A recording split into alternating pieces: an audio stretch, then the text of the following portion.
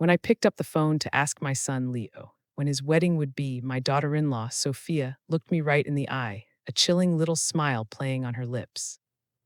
"Oh, Clara," she said, her voice dripping with false sweetness, "we already got married yesterday. You missed the wedding." She paused, letting the words hang in the air for a moment before delivering the final, crushing blow. "We only invited special people." The words didn't just hit me, they felt like a physical assault, a wave of ice cold water that stole the air from my lungs and left me gasping. Special people, that phrase echoed in the sudden, ringing silence of my own living room. I, who for 3 solid years had paid their monthly $500 rent without fail. I, who had scoured furniture stores to buy every single piece of furniture that filled their home, from the sofa Sophia was now lounging onto the bed they slept in. I, who had filled their refrigerator so many times when they called to say they had nothing to eat, I was not a special person. I just stood there paralyzed, the phone in my hand feeling like it weighed 1,000 pounds. I watched my only son, Leo, suddenly find the pattern on the rug intensely fascinating, his gaze fixed to the floor as if his life depended on it. He wouldn't look at me. He just sat there, a puppet on a string, while Sophia made herself comfortable on the very sofa I had picked out for them, a smug, satisfied look on her face. In my closet, hanging uselessly like a ghost, was the pale pink dress I had bought for the wedding. It cost me $200, money I had carefully saved, and I remember holding it up in the store, imagining how lovely I would look in the photos from the most important day of my son's life. Photos in which I would now never appear. For weeks, every waking moment had been consumed by planning. I had set aside $1,000 in cash as a wedding gift. I'd called my sister, Isabel, all the way in Chicago, my voice bubbling with excitement as I told her the good news. I had cleaned my house from top to bottom, scrubbing floors and washing windows, imagining they might come here to celebrate with me after the ceremony. And all of it, every dream, every penny, every ounce of love, collapsed into dust with those four poisoned words. Only special people.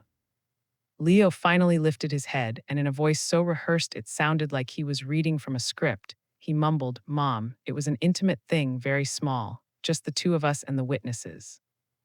But the lie was so thin, so transparent, I could see right through it. That night, I saw the truth plastered all over social media. I saw the professionally taken photos, tagged and shared for the world to see. I saw Sophia's parents, beaming with pride, posing on either side of the happy couple. I saw her siblings raising champagne flutes in a toast. And I saw Sophia's dress, a stunning, brilliant white gown that I now realized I had financed with the $800 I'd given her last month for personal expenses. I saw everything I wasn't supposed to see, and it felt like I was starring at a funeral, the funeral of my relationship with my own son. Exactly 7 days later, 7 days of me replaying that humiliating moment in my head until the words had burned themselves into my memory, the phone rang. It was Sophia. But the voice on the other end was not the confident, cruel woman who had dismissed me from her wedding. This was a different person entirely. Her voice was thin, reedy, and trembling with a desperation that was almost pathetic.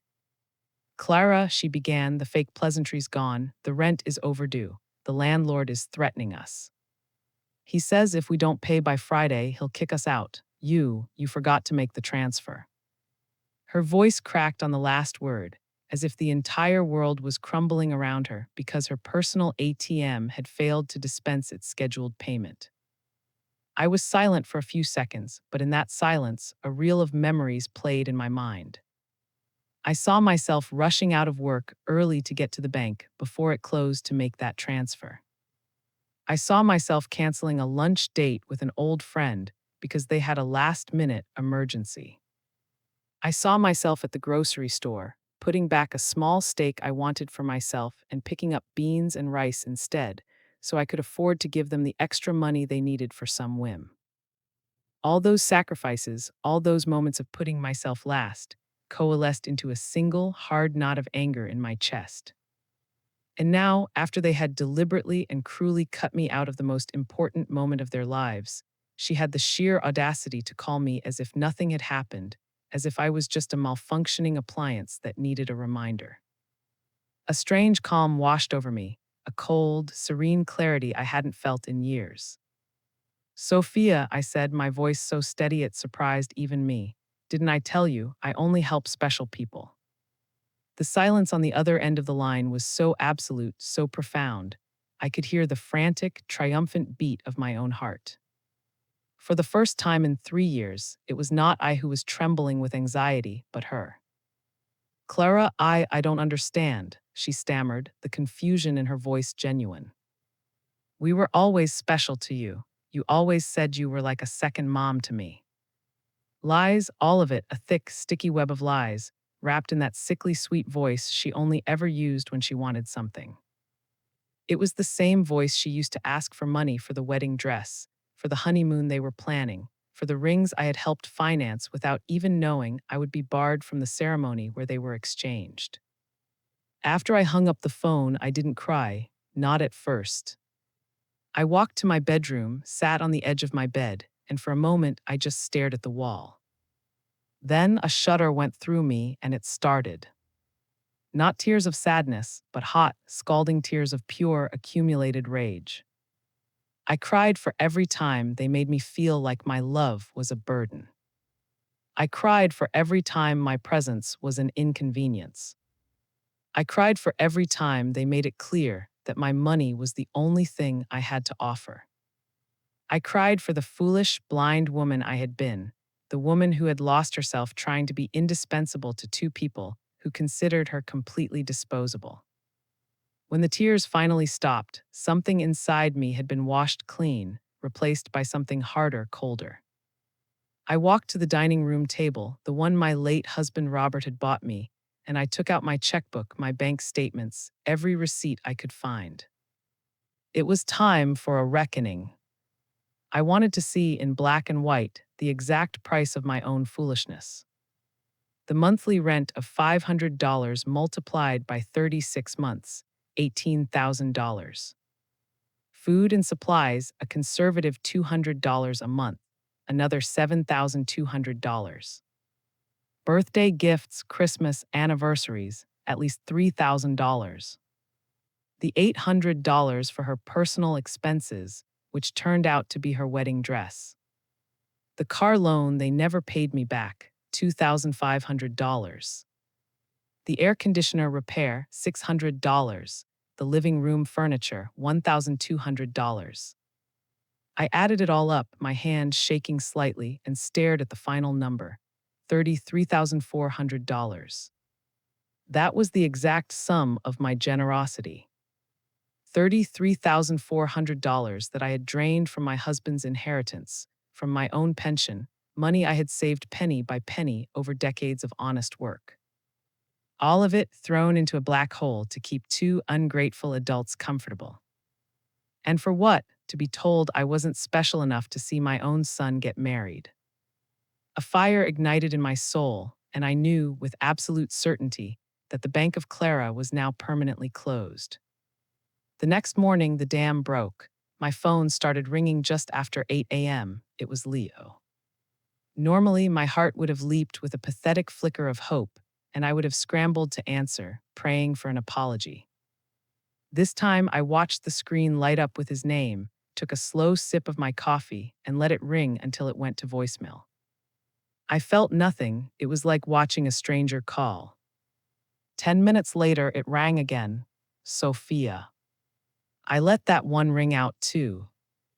Then came the texts, a rapid-fire succession of digital pleas. Mom, please answer. We need to talk. I deleted the message without a second thought. Clara, this isn't funny. We're going to be homeless because of you. I deleted that one too. For the first time in a very long time, their panic was not my problem. At 2:00 in the afternoon, I decided to do something I hadn't done in months. I went for a walk with no purpose at all. It wasn't to the bank for a transfer, or to the supermarket to buy them something they desperately needed, or to the pharmacy for Sophia's endless list of medications. Today, I was just walking for me. I walked past the park where I used to take Leo as a little boy, his small hand clasped tightly in mine. I remembered him looking up at me with those wide, innocent eyes, telling me I was the best mom in the whole world. When did that sweet boy vanish? When did he become this hollow man who treated me like an ATM with feelings? When did I start confusing love with money? I realized, with a sickening lurch in my stomach, that I had started to believe I had to buy my own son's affection. My walk eventually led me to the front door of the bank. Through the large glass window, the branch manager, Mr. Peterson, saw me and gave a friendly wave. I had known him for years. He had processed every single one of my transfers to Leo and Sophia. He had watched, with professional discretion but undeniable curiosity, as my savings account drained month after month to fill theirs. I pushed the door open and walked straight to his office. "Mr. Peterson," I said, my voice firm, "I need to cancel all the automatic transfers I have programmed." He looked at me, his eyebrows raised in surprise. For 3 years, those transfers had been as regular as the sunrise. "Are you absolutely sure, Mrs. Richter? Did something happen?" His concern was genuine, a quiet kindness in his eyes that was more real than any interest Leo had shown in me in months. "What happened, Mr. Peterson," I replied, meeting his gaze, "is that I finally opened my eyes. I want to cancel everything, and I'd also like information on how to add extra security protocols to my accounts. I don't want anyone else to have access to my money." While he processed the cancellations, my phone, which I had placed face down on his desk, began to vibrate incessantly. "Leo, Sophia, Leo again." It buzzed across the polished wood like a cornered insect. It was as if they had developed a sixth sense, a radar to detect precisely when their primary source of income was in danger. I reached over and switched it off completely. "Mrs. Richter," Mr. Peterson said, handing me the confirmation papers. He hesitated for a moment, then leaned forward slightly. "I hope you don't mind me saying so, but over the years, I've seen how incredibly generous you are with your family. I just want to be sure you aren't being pressured into making these changes." His words touched me more deeply than he could ever know. This man, who knew me only through financial transactions, was showing more genuine concern for my well-being than my own child. A small, sad smile touched my lips. "I'm not being pressured, Mr. Peterson. On the contrary," I said, folding the papers and putting them in my purse. "I have finally stopped pressuring myself." When I stepped out of the bank and into the afternoon sun, I felt strangely light, as if I had just shed an enormous weight I hadn't even realized I was carrying. For the first time in years, my money was completely and entirely my own. I spent the rest of the afternoon in a state of quiet euphoria, thinking about all the things I had given up to please them. The trips I hadn't taken to save money for their emergencies. The friends I no longer saw because I was always on call for them. The painting classes I'd abandoned because every dollar I spent on myself was a dollar less for their needs. When I finally turned onto my street, that newfound lightness in my chest vanished and was replaced by a cold, hard knot of dread. There were 3 cars parked in front of my house: Leo's, Sophia, and a sleek, expensive-looking sedan I didn't recognize. I could see movement through my living room windows. My blood ran cold. They had a key. I had given them a key years ago, in a moment of maternal trust, thinking that one day they would be the ones taking care of me, just as I had always taken care of them. The foolishness of that thought now felt like a physical blow. I took a deep, steadying breath before walking to my own front door. This was it, the first real confrontation of my new life. I turned the knob, pushed the door open, and stepped into a scene I will never forget. Leo was slumped on my sofa, his head in his hands, looking utterly defeated. Sophia was packing back and forth in front of the fireplace like a caged animal, her phone clutched in her hand. And an older man in an impeccably tailored gray suit was standing at my dining room table, casually sifting through a stack of my papers, my private, personal documents. "What is happening here?" I asked, and my voice came out louder and harder than I expected. All three of them spun around to look at me, their expressions a mixture of shock and annoyance, as if I were the one intruding. Sophia was the first to speak, her voice laced with that same desperate urgency from the phone call. "Clara, thank God you're here. We've been so worried. We need to talk. This is Mr. Harrison, from the law firm we consulted about your situation." My situation, the question dripped with ice. What situation could that possibly be? I'm doing perfectly fine. Leo finally lifted his head, and the innocent eyes of the little boy I remembered were gone, replaced by the cold, hard glare of financial panic. "Mom, we went to the bank. They told us you canceled all the transfers.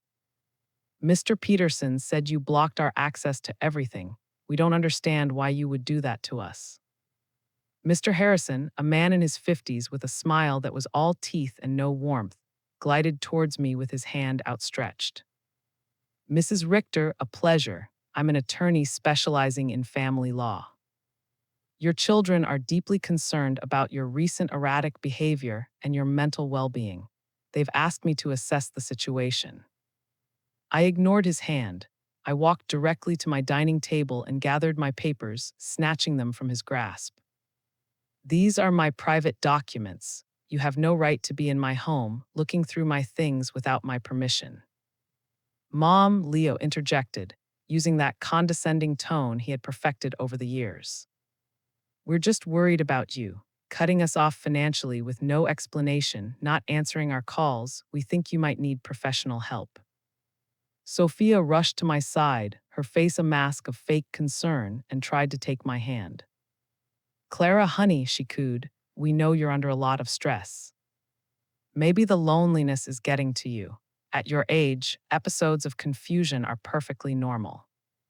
Confusion, that single word was an alarm bell, a flash of lightning that illuminated their entire sickening plan. This wasn't about my well-being. It was about declaring me mentally incompetent so they could seize control of my finances. The same woman who told me I wasn't special enough for her wedding was now trying to have me committed.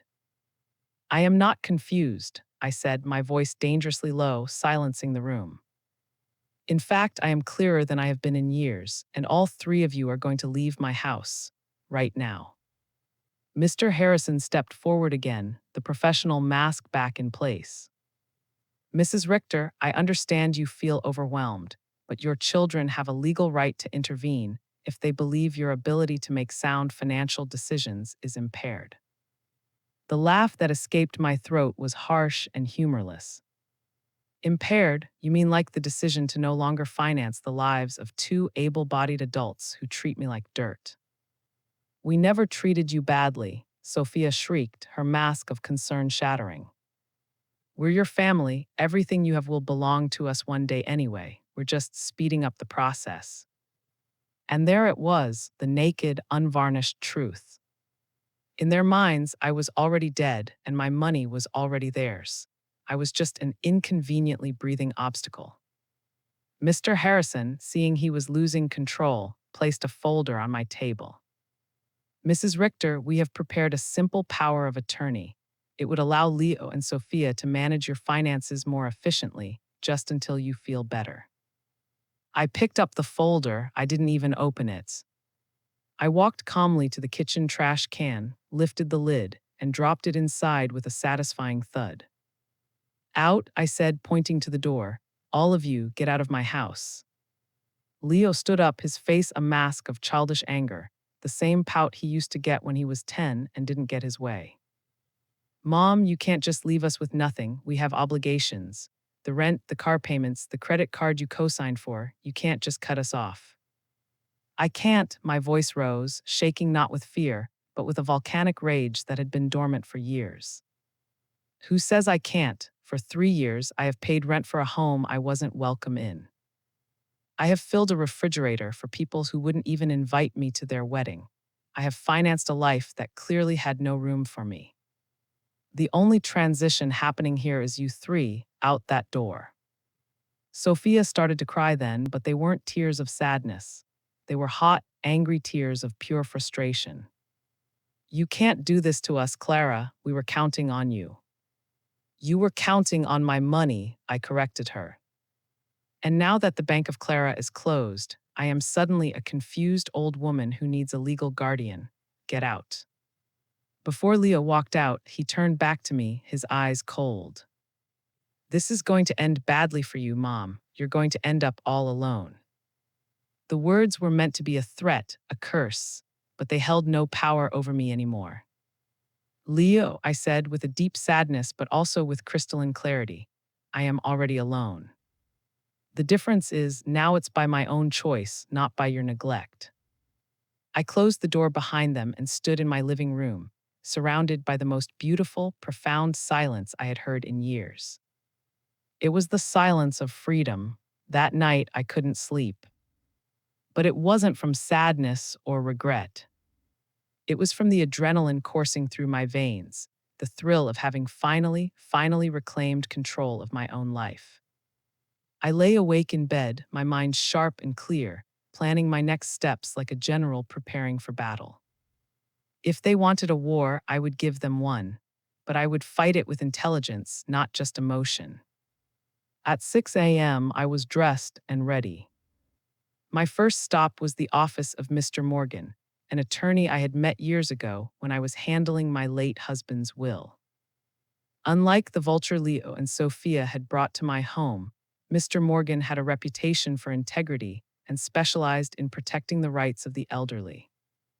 As I explained the whole sordid story, the secret wedding, the humiliation, the ambush in my home, he listened patiently, his expression growing more serious with every word. Clara, he said when I finished, his voice kind but firm. What your son and daughter-in-law attempted to do yesterday is more common than you think. It has a name. It's called elder financial abuse, and it's a federal crime. The fact that they entered your home without permission and went through your private documents is also a serious violation. His words were a balm to my soul. They calmed me because they confirmed I wasn't crazy, that my anger was justified. And they worried me because I realized this was even more serious than I had thought. We need to document everything, Mr. Morgan continued, already taking notes. Every transfer, every gift, every time they pressured you. First things first, we'll change your will to protect your assets from any future attempts at manipulation. When I told him the total sum of $33,400, he let out a low whistle. Clara, with this money, you could have traveled the world. Instead, you financed the lives of two adults who wouldn't even give you the basic respect of an invitation to their wedding. I left his office with a 4-point battle plan. 1. Change every lock on my house. 2. Install a full security system with cameras. 3. Open a new bank account at a completely different bank. And 4. Finally start living the life I had put on hold for far too long. On my way home, as I was pulling into my driveway, I saw a woman sitting on my porch steps. It was my next-door neighbor, Evelyn Reid. We'd been neighbors for years, but had never shared more than a polite wave. Mrs. Richter, she said, standing up as I got out of the car. Forgive me for intruding, but I heard very loud voices coming from your house yesterday. I was worried. Is everything all right? Her sincere concern nearly brought me to tears. This near stranger was showing more kindness than my own son. Please, I said, my voice thick with emotion, call me Clara and come in. I'll make some coffee, and I have a story for you that you won't believe. As I told her everything, Evelyn listened, her eyes filled with a knowing sadness. When I was done, she reached across the table and took my hand. Clara, she said, you did the right thing. I went through almost the exact same thing with my own son 5 years ago. I thought my love was tied to my wallet. Her words gave me a jolt of hope. I wasn't alone. He learned eventually, she continued, but it was a hard road. They will threaten you, blackmail you, and try to make you feel guilty. Don't you dare give in. Your responsibility now is to live your own life. That night, for the first time in years, I went to bed thinking only about my own future, and I slept like a stone. The next morning at 8 a.m. sharp, my house became a command center. A man named Mr. Wallace from the hardware store, who for years had sold me parts to fix Leo and Sophia's perpetually broken appliances, arrived with his son, David, to change every lock. "Another emergency with the kids, Clara?" he asked, his tone gentle but knowing.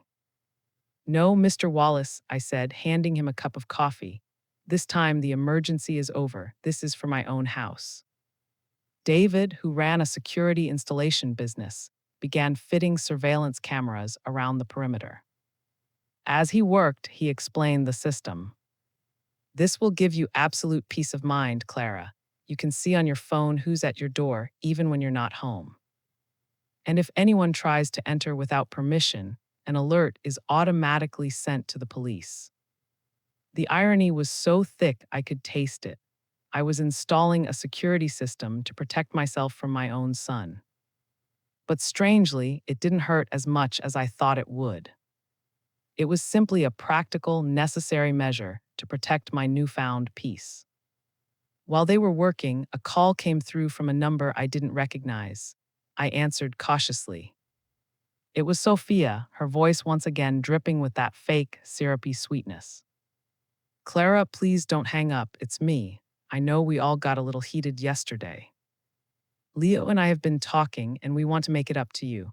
How about we have a special dinner to celebrate our wedding just with you? We can cook at your house like we used to." The manipulation was so blatant, so insulting, it was almost laughable. They weren't sorry, they were just trying a different key to see if the vault would open. "Sophia, how much rent do you owe exactly?" I asked, cutting straight through the nonsense. The silence on the other end was my answer. Well, it's 2 months now, $1,000 total," she stammered. "But that's not why I'm calling. We really do miss you." "Do you miss me or do you miss my money?" I asked flatly. "Both," she said with a surprising flash of honesty. "I won't lie, we need your help, but we love you too." "If you love me," I said, my voice as cold and hard as steel, "why wasn't I at your wedding? When was the last time you called just to see how I was without asking for a single dollar?" Another silence. We both knew the answer: never. "You made your choice, Sophia, when you decided I wasn't special enough. Now I'm making mine."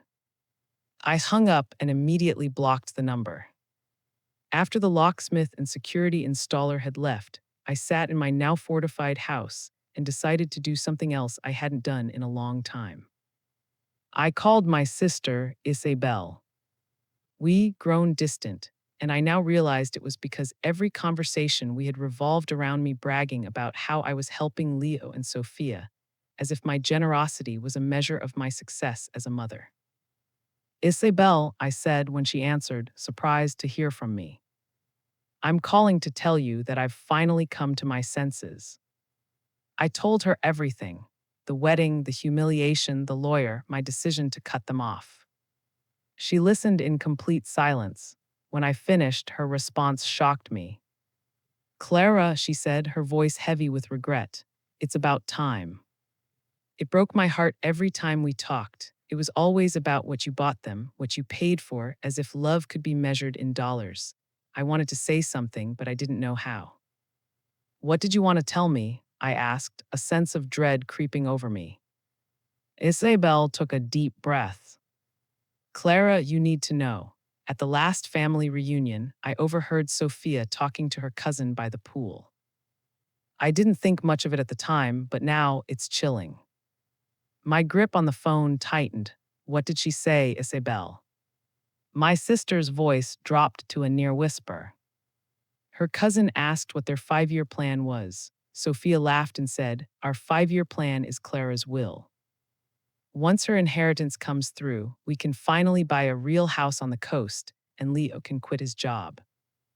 She said it like she was talking about a stock maturing, not a person's life. The words hit me with the force of a physical blow, knocking the last bit of air from my lungs. It was worse than I ever imagined. They didn't just see me as an ATM, they saw me as a temporary obstacle. A gravestone they had to wait for so they could finally start living. While I was sacrificing my present to make them happy, they were impatiently waiting for my death to secure their future. Any lingering trace of guilt, any microscopic shred of doubt about my decision, evaporated in that single horrifying moment. This was no longer just about money, this was about survival. The next few days were strangely quiet. A tense, unnatural peace settled over my life. But the new cameras told a different story. They showed me Leo and Sophia's car driving slowly past my house, sometimes once, sometimes 3 or 4 times a day. They never got out. They would just park across the street for a few minutes, staring before driving away. It was a silent, unnerving form of intimidation, like wolves circling a property, looking for a weak spot in the fence. Following Mr. Morgan's advice, I documented every single visit, keeping a detailed log with dates and times. Their persistence will be their downfall, he had told me. Every time they approach after being told not to, it strengthens our case for a permanent restraining order. Then, on a Friday morning, while I was calmly having breakfast and reading the newspaper, the doorbell rang. On my new monitor, I saw a well-dressed young woman with a neat folder in her hands and a practiced, professional smile. I didn't recognize her, but her rigid posture told me this was not a social visit. "Good morning, Mrs. Clara Richter," she said when I opened the door. "My name is Mrs. Schmidt. I'm a social investigator from the Office of Senior Services. We've received a report that you may be in an at-risk situation, and I'm here to conduct a wellness check." My blood ran cold. This was their next move. No more private lawyers. They were now using the full weight of the government against me. "May I see your identification?" I asked, my voice steady despite the tremor I felt inside. She showed me an official ID that looked genuine. "Of course, may I come in?" I let her in, my mind racing. I knew that refusing would only make me look guilty. Mrs. Schmidt sat on my sofa, the same sofa where Leo had sat with his head in his hands, and opened her folder. "Mrs. Richter, we've received reports from concerned family members," she began, her tone neutral but her words sharp as glass. "The report states that you have exhibited significant and abrupt changes in your financial behavior, that you have cut off all communication with your family, and that you have shown signs of paranoia by installing what they describe as an unnecessary and excessive security system. We were also told you have refused offers of medical and legal help from your loved ones." Every word was a carefully chosen weapon, a phrase crafted to paint me as a senile, paranoid old woman. I could practically hear Sophia's voice behind the clinical jargon.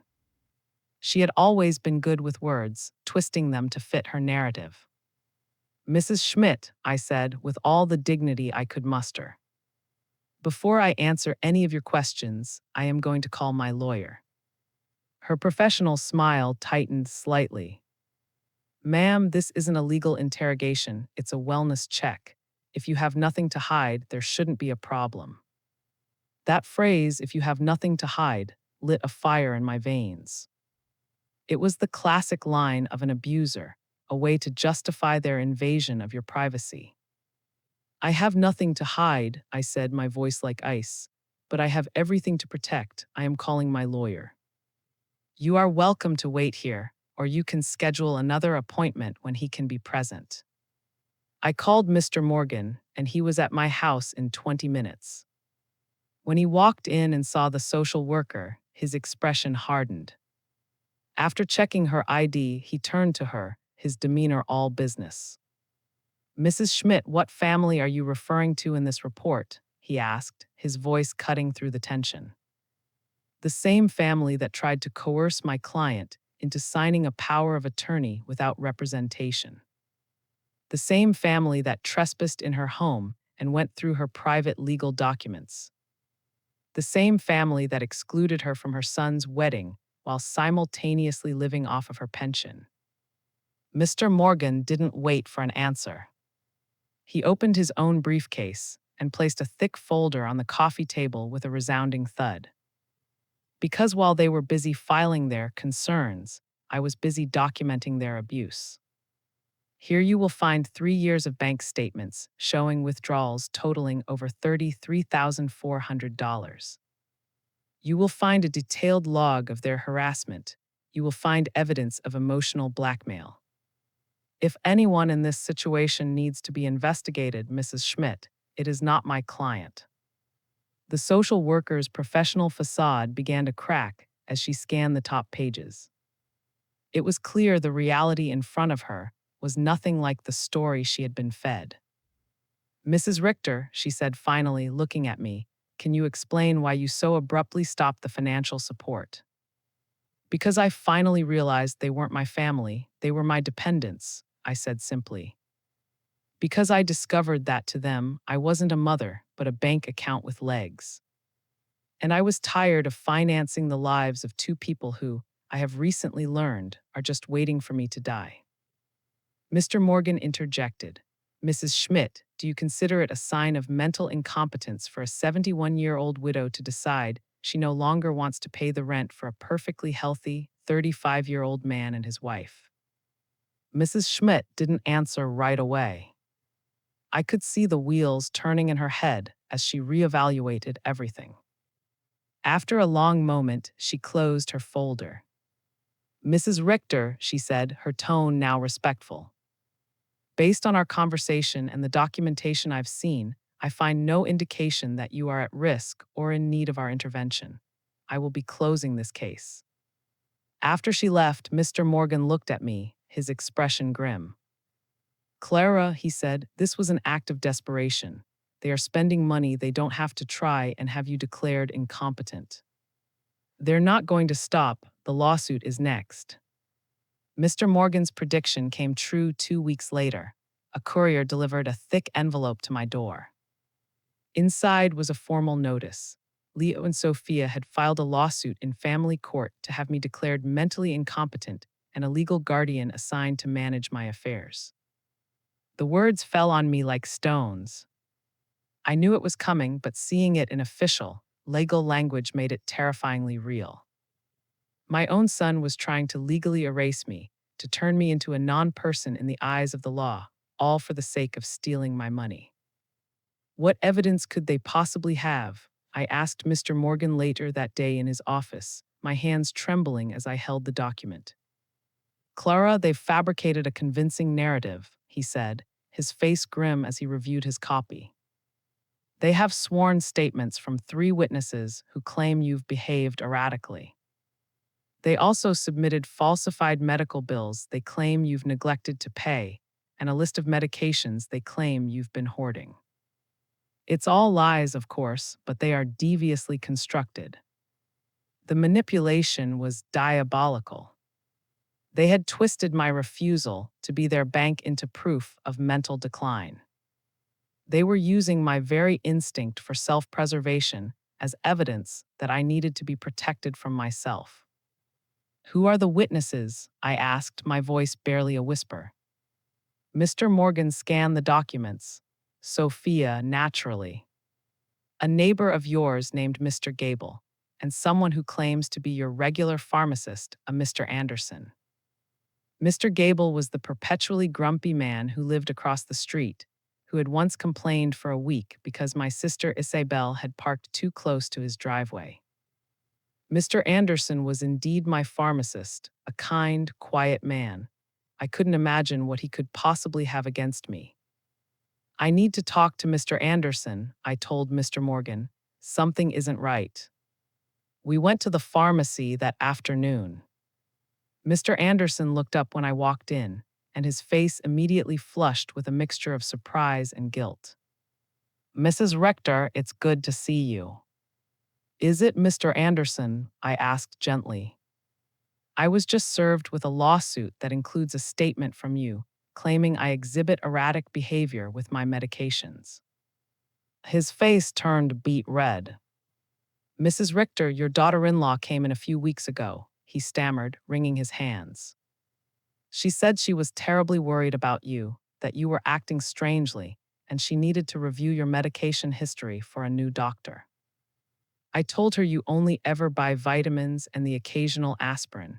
She insisted that was the problem, that you were neglecting your health. Mr. Morgan stepped forward. Mr. Anderson, did you sign a document for her? Yes, he admitted, looking miserable. She had a paper she said was a consent form for the new doctor. It just said I was confirming your irregular medication purchases. I thought I was helping. I had no idea it was for a lawsuit.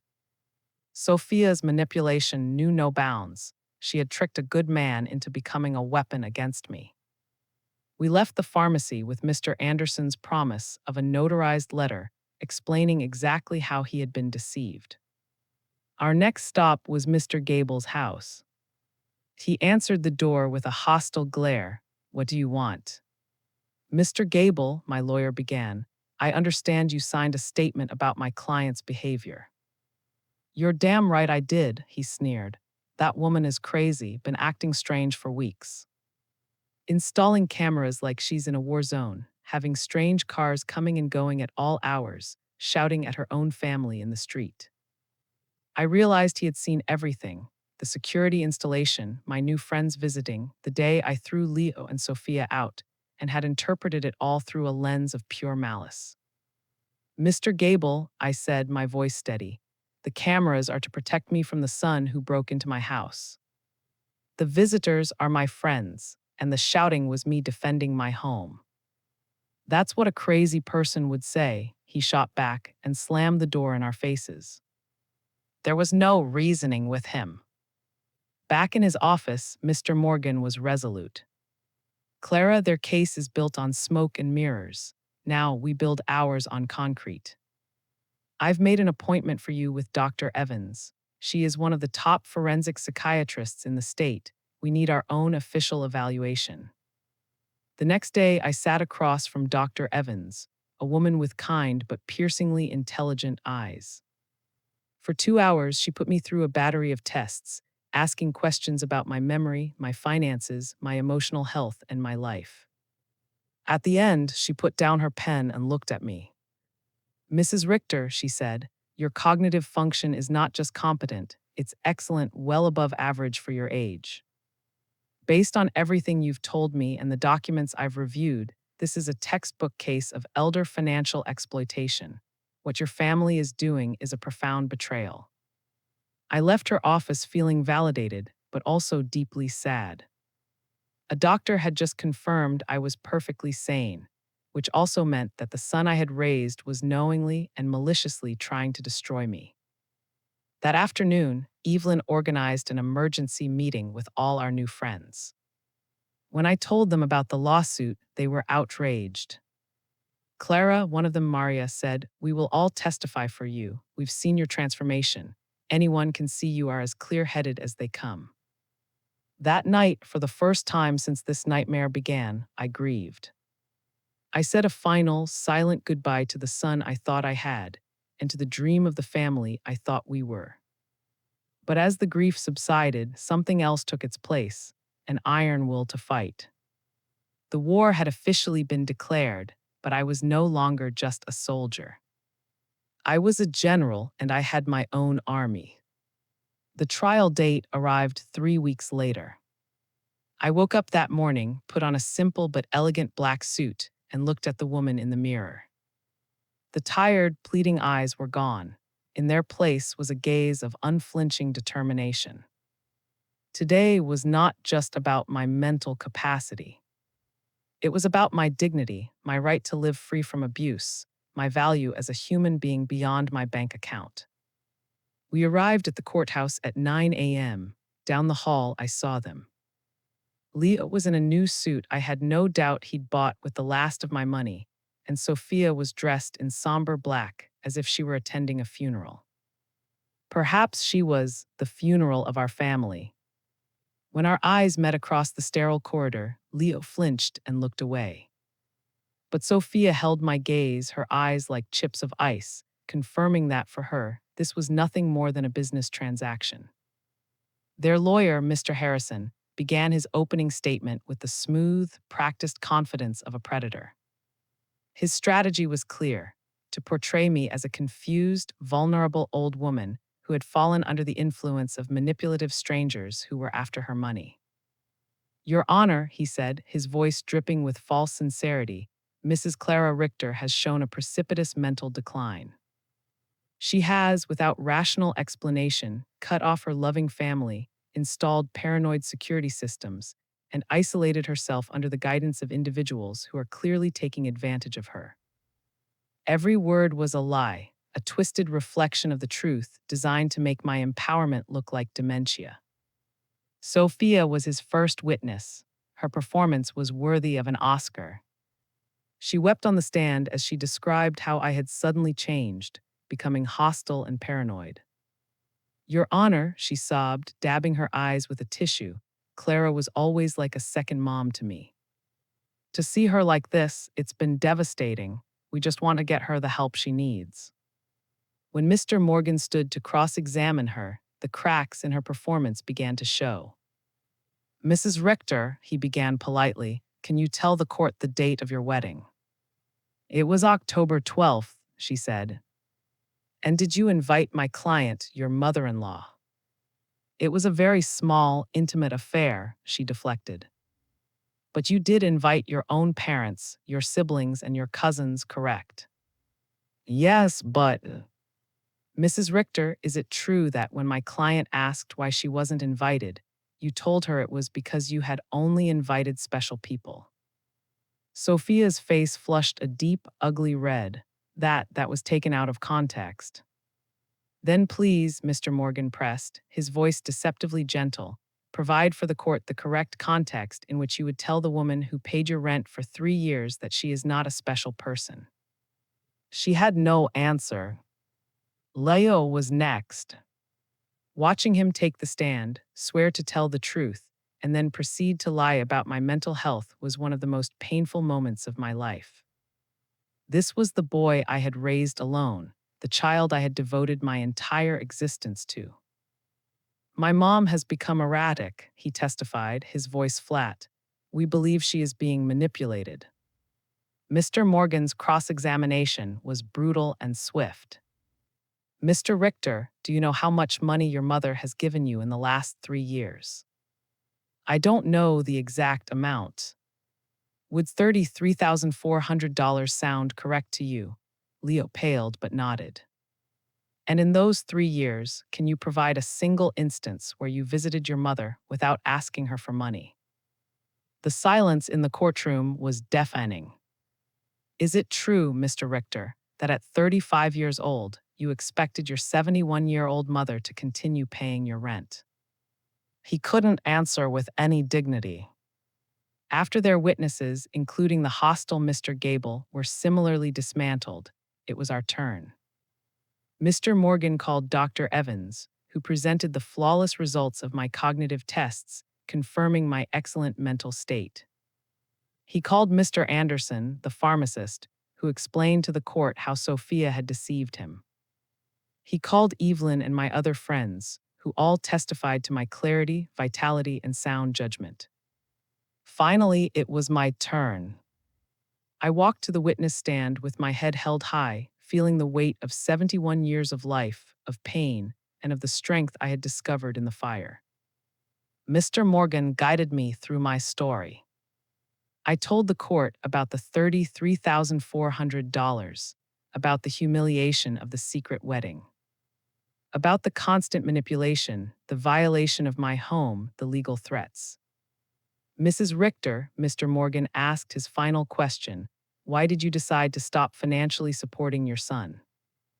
I looked from my lawyer to the judge, and then, for a brief, fleeting moment, at my son. "Because I finally understood," I said, my voice clear and strong, ringing through the courtroom, "that what I was financing was not a family relationship. It was a commercial transaction. My money was welcome in their lives, but I, as a person, was not. I was tired of paying for an illusion. The judge, a stern-looking woman named Judge Miller, retired to her chambers to deliberate. The 2 hours she was gone felt like an eternity. When she returned, her expression was unreadable, and my heart hammered against my ribs. She cleared her throat, and the room fell silent. After a thorough review of all the evidence and testimonies presented, she began, her voice crisp and authoritative. It is abundantly clear to this court that Mrs. Clara Richter is in full possession of her mental faculties. The professional psychiatric evaluations not only confirm her cognitive competence, but indicate a mind that is sharp, lucid, and sound. I felt a tear slide down my cheek, a tear of pure relief.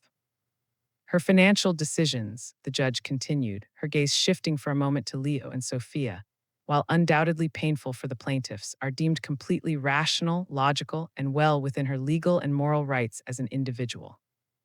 My heart began to soar. Furthermore, Judge Miller said, her voice hardening, the evidence strongly suggests that this lawsuit was not motivated by genuine concern for Mrs. Richter's well-being, but by financial interest and malice. To weaponize the legal system against an elderly parent in this manner is a gross misuse of this court's time and a profound moral failing. Therefore, the court not only denies the request for guardianship in its entirety, but dismisses this case with prejudice. I had won not just the lawsuit, but my freedom, my dignity, my life. As we filed out of the courtroom, I saw Leo and Sophia huddled with their lawyer, their faces a mixture of fury and disbelief. Sophia shot me a look of pure, unadulterated hatred before storming off. Leo looked at me one last time, and for a split second, I saw a flicker of something in his eyes, shame, perhaps, or even regret. But it was too little, too late. The chasm between us was now too vast to ever be crossed. That night, Evelyn and my friends threw a celebration at my house.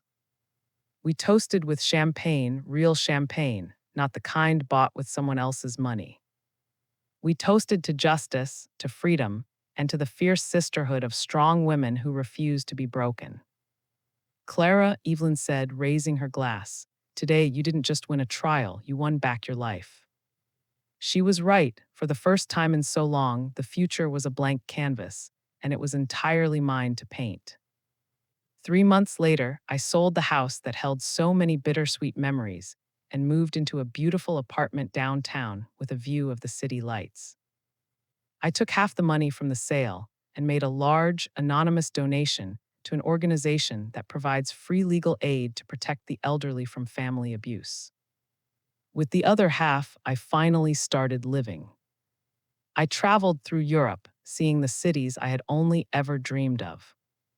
I took up painting again, my canvases bursting with the color and light I now felt inside me. I never heard directly from Leo and Sophia again. I heard through the grapevine that they had lost their apartment and had to move into a tiny place on the bad side of town.